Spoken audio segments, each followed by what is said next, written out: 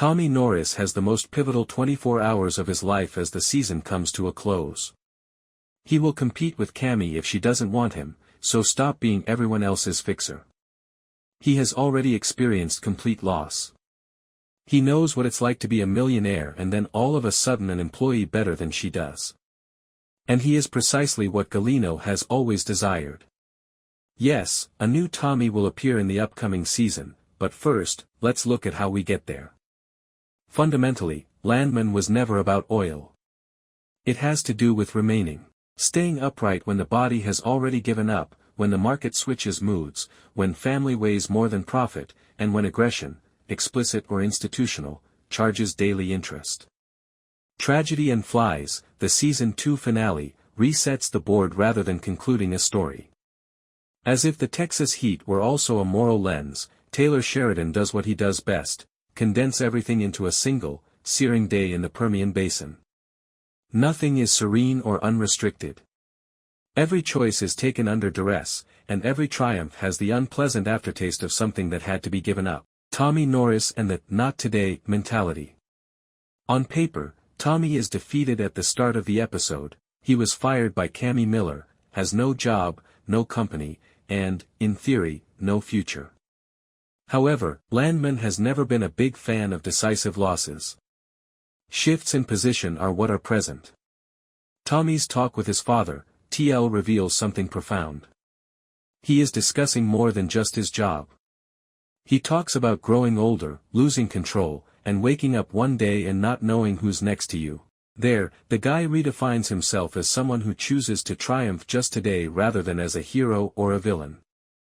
Tragic events might occur tomorrow. It won't today. The phrase, "not today," which is reminiscent of Game of Thrones, parallels the Coyotes' reappearance at the end of the first season.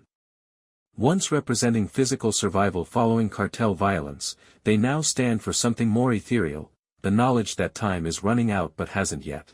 Tommy isn't sure he wants to work for anyone again, but he has a meeting with Chevron that afternoon, which is the kind of opportunity any character in this reality should seize without hesitation. It's not conceit. It's tiredness. His 20-year companion, Dale, is the first to recognize this. His devotion is accompanied by a realistic understanding that Cami will drive the firm into the ground rather than heroic words. And he stays by Tommy's side all the way through. Loyalty in Landman is never an instinctive act, but rather a deliberate decision. Nate, Cami, and the too late offer. As usual, Nate makes an effort to keep everything within the law. Cooper's land contracts have not yet been finalized, and Tommy's insistence on assuming control of something MTEX has already paid for has significant hazards. False portrayal, legal issues, and actual repercussions. Tommy is not interested in hearing it. For him, the problem is now existential rather than technical. The day is altered by Cami's call. She calls Nate to come to Fort Worth. Tommy wagers on a promotion, while he believes he is going to be sacked. They are simultaneously incorrect and correct for the first time. Nate declines Cami's offer of the presidency. He recognizes what she won't acknowledge: the business was never intended to endure. It was designed to be sold. He won't comply if Cami is motivated by grief and intuition to drive it into the ground. Cami is genuinely alone from that point on, and the show makes it obvious that this isn't a coincidence. Nate's rejection is diagnostic rather than personal. The business lacks direction and a soul without Tommy. Cami sinks rather than explodes, and Demi Moore handles this fall with graceful delicacy. Cooper, Ariana, and persistent violence. The episode's most awkward scene is perhaps the one involving Cooper and Ariana. Trauma is not glamorized in the series. Ariana is bruised when she awakens. In full protective mode, Cooper demands that she not go back to the bar. They visit the cops. When Cooper is questioned without an attorney, what appears to be a standard practice becomes a nightmare. Jonathan Reesner has passed away. All 17 punches are seen on the surveillance cameras. More than is required. It's obvious that Cooper might face murder charges. Cooper may have an innate talent for spotting oil, but he moves excruciatingly slowly when it comes to the obvious. He should be aware that he needs legal counsel after rendering a man unconscious for trying to attack Ariana. However, he doesn't. Only Ariana calls Rebecca after realizing this in time. Yes, Rebecca. How could the season conclude without the aggressive lawyer making yet another spectacular entrance? When she shows up, she seizes control of the room, threatens legal action, undermines the department's authority, and makes it obvious that nobody there is clean enough to launch a moral campaign. The information that clarifies the police's unease is only then revealed to us. Reisner was a significant supplier of pipelines. The case was always about interests rather than merely fairness. What is the value of a trafficker's death? Landman has a convoluted moral code. The matter is closed since Reisner passed away in the hospital after a heart attack and no official charges were brought. It's just handy, not because it's just. When the story changes direction, Ainsley and Pagan. Because Sheridan flirts with cultural discomfort, easy provocation, and speech that seems to be designed to irritate, the Ainsley-Pagan narrative starts off almost as a parody. However, things change in the finale. When Pagan sees that Ainsley's ankles are unable to support the weight, she aids her without being sarcastic. After getting back in touch, the two decide to give living in a dorm another go. Although it's a tiny arc, it's crucial. Landman accomplishes something uncommon for this reality when Ainsley decides to stand up for Pagan despite the animosity of other teenagers. It exchanges irony for compassion. There is no moral message or speech. There's context now. The agreement with the devil, once more, I predicted that it would occur. The series' real reset is sealed by Gallino's return, who is now using a different identity and facade, Danny Morell. Tommy is fully aware of the person he is interacting with. There is just necessity, not naivete. Tommy's final card is Gallino, who has no ground left under his feet. Tommy breaks down Cami's offshore wager piece by piece during the discussion with Dan. It's too dangerous.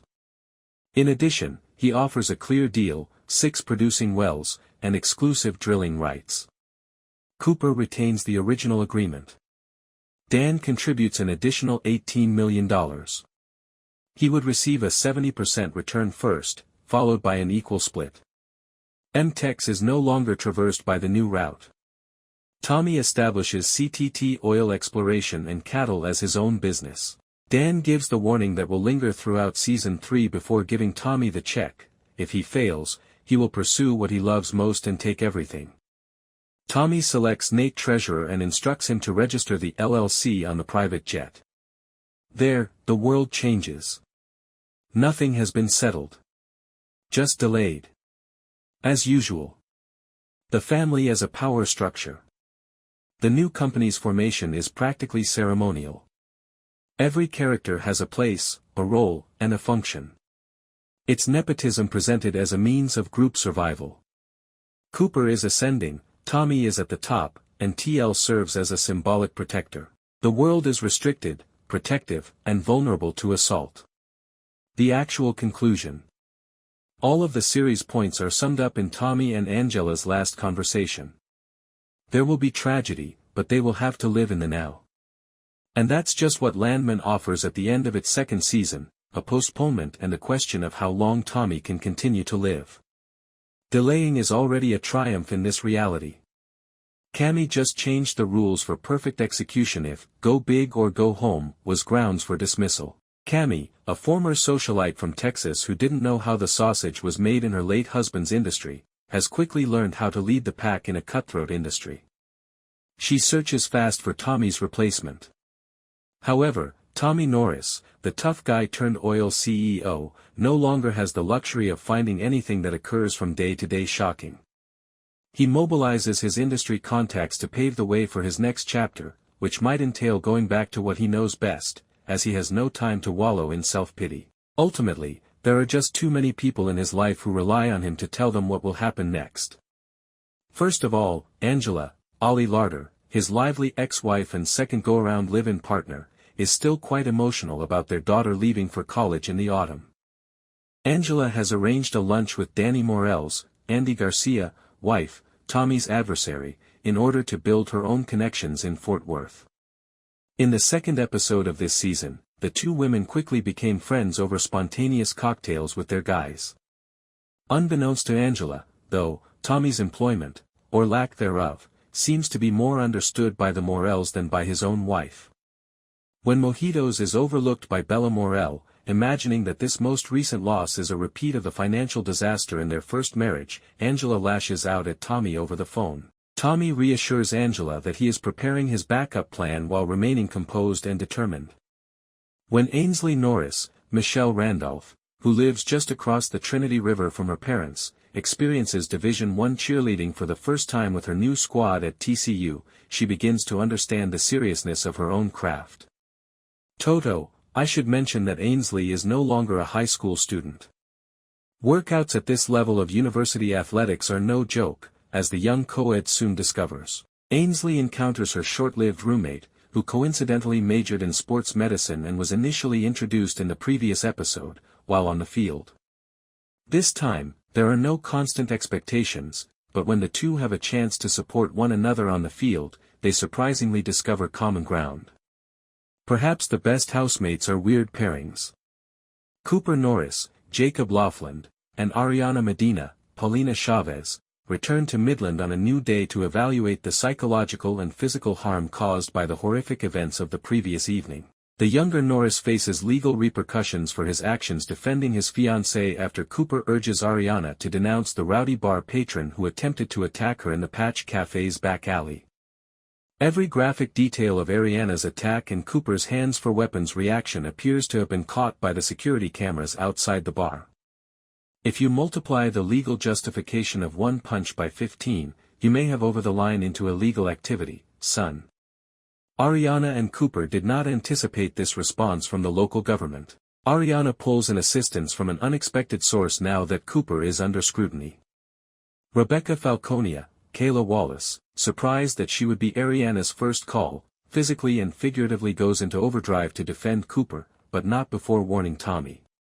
Rebecca's persistent drive as an attorney is where the character shines, even though we have seen far more of her vulnerable side this season with her new love interest, Charlie. Rebecca, wearing 4-inch heels and in stealth mode, storms into the interrogation room to discredit the cops for questioning her new client without his lawyer present. Ariana pulls an assistance from an unexpected source now that Cooper is under scrutiny. Rebecca Falconia, Kayla Wallace, surprised that she would be Ariana's first call, physically and figuratively goes into overdrive to defend Cooper, but not before warning Tommy. Rebecca's persistent drive as an attorney is where the character shines, even though we have seen far more of her vulnerable side this season with her new love interest, Charlie. Rebecca, wearing 4-inch heels and in stealth mode, storms into the interrogation room to discredit the cops for questioning her new client without his lawyer present. The tenacious litigator quickly makes the lawmen re-evaluate their life decisions as she painstakingly lays out her defense strategy, which has the potential to expose every secret in their own closets. The plot places characters on opposing sides of the question of who the law considers to be the victim in this situation as the deputies and detectives struggle with whether or not to charge Cooper. Tommy is back in Fort Worth and is still looking for a benefactor to fund the drilling of his son's Lucky Strike wells, all the while keeping Cooper's legal issues in the back of his mind. Having run out of choices, he ends up in Danny Morel's office, pun intended. Yes, that Danny Morel, Tommy's previously noted annoyance. Tommy hides his pride and contempt for the drug lord who is now experimenting with oil, who almost killed him in Season 1, after realizing that big business may occasionally make weird bedfellows. The former oil executive who is now a Landman outlines his financial requirements, the reasons it makes sense to support a Norris family business, and the potential costs to him as an angel investor of Cami's offshore gas drill on a whim. In a profession that frequently focuses more on crisis management, family therapy, grief counseling, and hoarding cats than it does on obtaining leases and mineral rights for oil drilling exploration, Tommy Norris' dismissal brings him back to his origins and motivations for working in the field. Returning to Midland completes the Landman's day. Tommy stops by to criticize the police chief and share his thoughts on Cooper's questioning and victims' rights in relation to Ariana's assault while traveling to see his son and see how his future daughter-in-law is doing. Now that Cooper and Ariana are with him, he gathers his father, Rebecca, T.L., Sam Elliott, and their diverse oil team in the middle of the Permian Basin under the setting Texas sun. Tommy outlines his intentions for their joint future there, behind the steel and stone of a pumpjack in West Texas. The most memorable aspect of Landman's second season is still Billy Bob Thornton's performance of Tommy Norris, which is compelling and subtle. The veteran actor's performance, which captures the intricacy of his character's effort to keep his mind from blowing up with the minute-by-minute decisions he must make in any given 24-hour period, continues to highlight his unique acting style and depth as a performer. Maybe his popping antacids like tic-tacs highlights how the character skillfully combines roughness and tenderness. Thornton's skillful portrayal of Tommy's emotional journey throughout this season and the grizzled oil man's will to survive to see another sunrise, whether he takes a moment to appreciate it or not, is enhanced by his unique blend of drama and dry comedy. And in spite of the many challenges he encounters on a daily basis, such as family legal issues, needy relatives, skepticism from people he serves, or encounters with the devil, Thornton unquestionably steals the show, serving as a reminder of the value of perseverance and the pursuit of our own envious day in the sun, regardless of the length of the convoluted and oil-slick journey. We will have the opportunity to observe how the new CTT exploration and cattle compares to its rivals next fall, as Landman's mid-season renewal for a third year is currently underway. You'll understand if you simply watch. Watch all 10 episodes of the second season of the major oil drama until then.